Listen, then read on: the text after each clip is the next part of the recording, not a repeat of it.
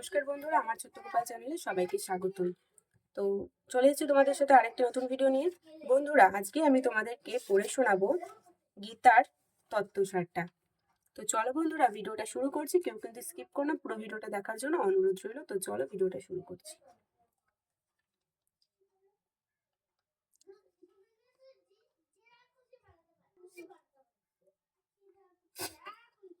গীতা তত্ত্বসার প্রথম অধ্যায়। কুরুক্ষেত্রে মহাসমর আরম্ভের সময় ব্যাসদেব ধৃতরাষ্ট্রের সঙ্গে সাক্ষাৎ করিতে আসিয়া নানা কথা আলোচনার পর দুঃখের সঙ্গে ধৃতরাষ্ট্র বলিলেন, আমি অন্ধ, কুরুক্ষেত্রের মহাসমরের কিছুই দেখিতে পাইব না। এই কথা শুনিয়া ব্যাসদেব বলিলেন, মহারাজ, এই যুদ্ধের সকল বিষয় সঞ্চয়ের নিকট জানিতে পারিবে। আমি তাহাকে দিব্য দৃষ্টি প্রদান করিয়াছি। সেই দৃষ্টির দ্বারা যুদ্ধের সকল ঘটনা দিব্য চক্ষে দেখিয়া তোমার প্রশ্নের উত্তর দিতে পারিবে তুমি। এই বলিয়া ব্যাসদেব প্রস্থান করিলেন। শ্রীমদ্ ভগবত গীতার সকলেই স্বয়ং ভগবান শ্রীকৃষ্ণের শ্রীমুখের বাণী।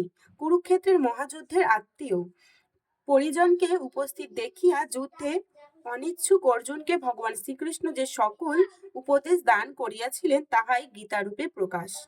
ব্যাসদেবের কৃপায় সঞ্চয় দিব্য দৃষ্টি লাভ করিয়া হস্তিনায় ধৃতরাষ্ট্রের নিকটে বসিয়াই সে সকল কথা বলিয়াছিলেন তাহারই সারমর্ম এখানে দেওয়া হলো। তো প্রথম অধ্যায়টা পড়ছি। অর্জুন বিষাদ যোগ। কুরুক্ষেত্রের যুদ্ধস্থলে অর্জুন আত্মীয় সকলকে যুদ্ধ নিমিত্ত উপস্থিত দেখিয়া ধনুর্বাণ ত্যাগ করিয়া সারথী রূপী ভগবান শ্রীকৃষ্ণকে বলিলেন, হে কৃষ্ণ, যুদ্ধক্ষেত্রে এই সকল আত্মীয় স্বজন গণকে দেখিয়া আমার সারা দেহ কম্পিত হইতেছে, হাত হইতে ধনুর্বাণ খসিয়া পড়িতেছে, আমি যুদ্ধ করিতে পারিব না। এইভাবে যুদ্ধ জয় কি লাভ? কুলক্ষয় মহাপাপ। অতএব তোমার নিকট আমার মিনতি, আমাকে এই পাপ কাজে প্রবৃত্ত করিও না। দ্বিতীয় অধ্যায়। সাংখ্যযোগ। অর্জুনের মনের অবস্থা বুঝিয়া ভগবান শ্রীকৃষ্ণ তখন অর্জুনকে পাপ, পুণ্য, ধর্ম, অধর্ম এবং কর্তব্য ও অকর্তব্য সম্পর্কে সারমর্ম বুঝাইতে লাগিলেন। শ্রী ভগবান বলিলেন, হে অর্জুন, যুদ্ধে উভয় পক্ষেরই মৃত্যু অবধারিত। কিন্তু মৃত্যু কি? মানুষ জন্ম সময়ে থাকে শিশু, তারপর ক্রমে ক্রমে কৈশোর ও যৌবন পার হইয়া বার্ধক্য উপনীত হয়। এই পর্যায়গুলির মতোই মৃত্যু একটি পর্যায়, কিন্তু দেহের পরিবর্তন ঘটলেও আত্মার কোনরূপ পরিবর্তন ঘটে না। আত্মার ক্ষয় এবং মৃত্যু নাই। জ্ঞানীগণ এই জন্যই ক্ষণস্থায়ী জীবনের জন্য কখনো শোক বা দুঃখ প্রকাশ করে না। পুরাতন জীর্ণ বস্ত্র ত্যাগ করিয়া যেমন মানুষ নববস্ত্র পরিধান করে, সেই প্রকার আত্মাও জীর্ণ দেহ ত্যাগ করিয়া নবদেহ ধারণ করে। আত্মা অবিনশ্বর ও চোখে দেখা যায় না। আত্মদর্শনের জন্য যোগ সাধন ও ব্রহ্ম জ্ঞানের প্রয়োজন হয়।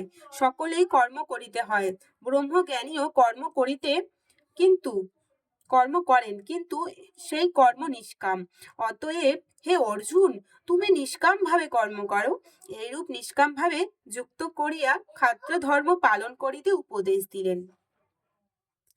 এবার আমরা পড়ব তৃতীয় অধ্যায়। কর্মযোগ।